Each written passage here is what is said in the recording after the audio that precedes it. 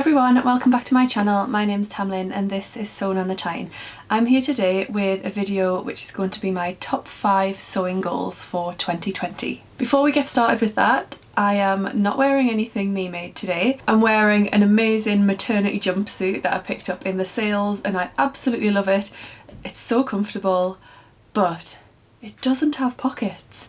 What on earth is this?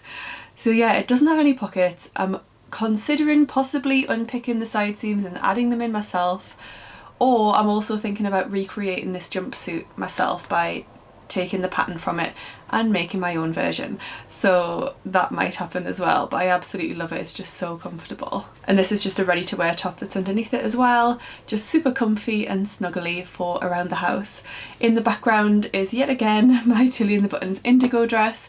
I don't have another project that I'm currently working on, so that is staying there for the moment. I did just want to highlight these earrings that I have in because they are so cute. So these are little cat earrings that I received in my secret sewing swap gift, which was organised over on Instagram, and it was a lovely treat. The person who sent to me knew me well by looking at my Instagram profile and found out that I love cats and sent me some lovely gifts, including these really cute earrings. So yeah, thank you very much, I love them. I say thank you as if you're watching this video. You might be, you might not. So I have come up with 5 sewing goals for 2020. These aren't goals that I'm going to really force myself to achieve and get cross with myself if I don't achieve them. They're just 5 ideas that I've got based on reflecting on my sewing practice last year and going forward what I think I could do to just improve my practice a little bit and make myself more productive and more successful in my sewing journey. I vaguely ordered them from 5 to 1, but they're all sort of much of a muchness. Let's get started. Coming in at number 5 is to be less impulsive with my fabric and pattern purchasing. I did mention this in my last video, my fabric haul. I talked about how in the past I've been very impulsive with buying fabric and I haven't really thought through, will I actually wear it? What pattern would I use for it? Is it practical? Is it something that would fit into my wardrobe? Is it going to get a lot of wear? I've just seen a fabric and thought, oh my goodness, I need to have it right now, and I've just ordered it without really thinking through. And that's been proved by the fact that I've sold quite a lot of fabric on my D-Stash account on Instagram. So they're obviously fabrics that I've purchased on impulse, and then really when it comes to it I'm not going to use them, so I've then passed them on to others. So really that's not a great way to be doing things. So I'd like to be a little bit less impulsive on purchasing fabrics and also patterns. I get a bit carried away if there's a new pattern release and I really love the new pattern, so I buy it instantly, but actually I rarely then go and make it straight away. And patterns aren't going anywhere, especially if you buy PDFs. They are going to be there when I decide I want to actually make it, so there's no rush really. Yes, sometimes there is a little sale on when a company first releases a new pattern, but then there are often sales on at other times in the year as well, so I really don't need to buy a new pattern as soon as it comes out. So yeah, goal number 5 is to be less impulsive with my fabric and pattern purchasing. Goal number 4 is to work on one project at a time and to see it through to the end. So 2019 did not see this happening. I often had multiple projects on the go at one time, which actually causes stress and pressure and a lack of focus because you can't really hone in on exactly what you're supposed to be doing.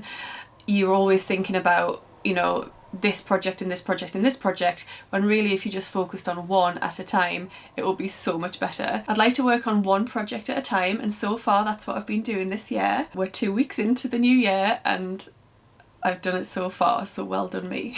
And also to see projects through to the end. I have a bit of a box of shame where I have filled it with projects that I got annoyed with and I have left and not finished. So either I got to a step that I found really tricky, or something went wrong, or I just wasn't enjoying making the garment, or something, some reason why, and I've given up on it. So I have a box over on my storage system there that is actually full of those projects, and that's not good. One of them is a project that I was really excited about. It's the Audrey denim jacket from Seamwork, and I'm making it out of different colours of corduroy, and I was so excited about that project, but I got really stressed with it because the top stitching was a nightmare.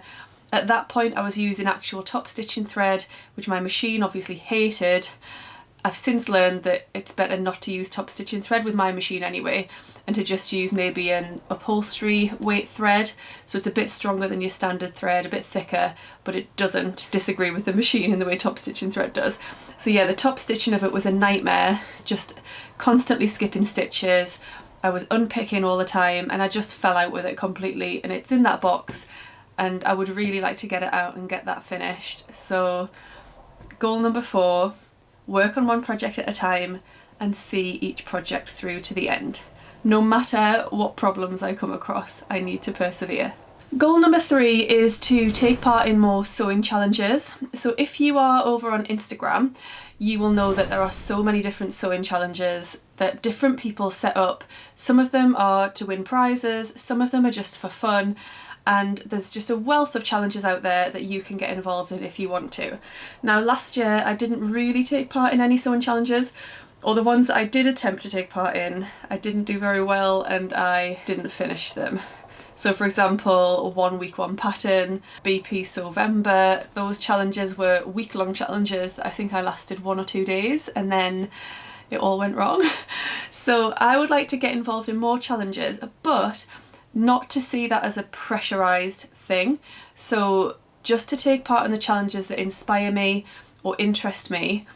And I was listening to the Love to Sew podcast a couple of weeks ago, and it was a whole episode about sewing challenges, and something that was said on there really struck a chord with me, which was that you don't have to enter a sewing challenge and complete it within the time frame that is stipulated in their terms and conditions. Yes, that means that you wouldn't be eligible for a prize, but surely the point of entering a sewing challenge or a sewing competition really is just to be inspired and challenge yourself. So it doesn't matter if you don't submit your entry on time, if you've been inspired by that hashtag or that challenge, just completing that at any time would be great. And that did really strike a chord with me. There are 2 challenges this month that I wanted to enter, and I was going to combine them into one garment, and I just don't think I'm going to get them done on time. So I was thinking I won't bother, but actually I do really want to do the project, so I think I am going to. Even though it won't be done by the 31st of January, I'm still going to get involved. If you're interested, those challenges are hashtag sew your books, which is all about sewing garments from pattern books that we buy and often just sit on our shelves. And for me, the one that I was going to use was Breaking the Pattern by Named Clothing. I got that last Christmas and I've never sewn from it. I've never even traced off one of the patterns. So I wanted to use that and sew one of the patterns from there. And I was going to combine that with the hashtag Sew Fancy Pants challenge, which is all about sewing a pair of trousers which are in some way fancy, either a fancy fabric, a fancy style. To you, they're a bit more fancy than what you would usually wear. So I was going to sew a pair of Named Clothing trousers from the Breaking the Pattern book to meet those 2 challenges and combine them into one. I'm still going to do that, but it won't be done by the 31st of January, and that's fine, but I've been inspired by both of those challenges. So goal number 3 is to get involved in more sewing challenges, but on my own terms, in my own time. Goal number 2 is to tackle my work in progress box. So this actually refers to and links in with goal number 4, which was all about working on one project at a time and seeing them through to the end. Again, that box of shame is a box full of works in progress that I need to tackle. So the way that I'm going to do this is I'm going to alternate projects this year between one new project and one work in progress, so completing a work in progress. So I can complete one new project, start a new project and complete it, but then before I start another new project I need to tackle a work in progress and get that finished. Now I've actually done this really well so far. As I said earlier, we're only 2 weeks into January, but I've sewn 4 garments so far and 2 of those have been works in progress that I needed to finish off. So it's going well. I've done a work in progress, a new project, a work in progress, a new project. So I need to do a work in progress before I can start anything new. I've got a couple of things in mind that would take hardly any time at all to finish off, so I just need to get them done. So that was goal number 2, tackle my works in progress. And my final goal, and probably the one that I should have been doing all along throughout my sewing journey, is to trace my patterns, not cut them out.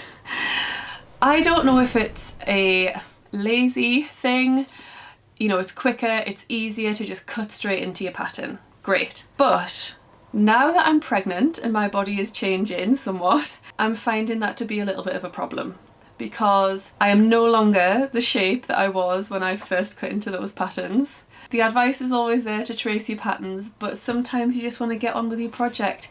And for some reason, earlier on in my sewing journey, I just sort of thought, my body shape's not going to change, I'll always be such and such size. No, I didn't obviously think about this time of my life when I'm growing a child inside me. So I have not wasted necessarily, but I have a lot of patterns, paper patterns from earlier on in my sewing journey that are cut out to a much smaller size than I am now. Not a much smaller size, but a bit of a smaller size. And definitely over the next few months, they're not going to fit me at all. Now, I did make a pair of overalls last week, and the pattern had been cut out to a smaller size, and I just actually added a centimetre around the outside of all the seams, and it worked fine. They came out great, but I don't think that would necessarily work with all of the patterns. I did move over a few months ago to PDF patterns, so it's not such of a problem there. I can get them reprinted, but my poor paper patterns that was a bit of a mouthful. My poor paper patterns that have been cut out to a smaller size are just going to have to wait until possibly in the future I can use them again. Let me know in the comments down below if you trace your patterns and are sensible, unlike me, or if you just cut straight into them. Let me know. And have you found any problems with whichever way you do it? Has it caused a problem for you? So that is all of my sewing goals for 2020. I wonder what your sewing goals are. Let me know maybe what your number 1 sewing goal is for this year. I'd love to hear that in the box down below. Thank you very much for watching this video. If you are not already, please hit the subscribe button. I would love to grow my following on this channel. I love having you all here with me, and it would be great if you, I don't know what I was going to say, join me on this journey? Is that the right thing that I was going to say? I don't know. Hit the notification bell if you'd like to hear when my next video is going up, and I hope you are all well. Happy sewing. Bye. Nailed it.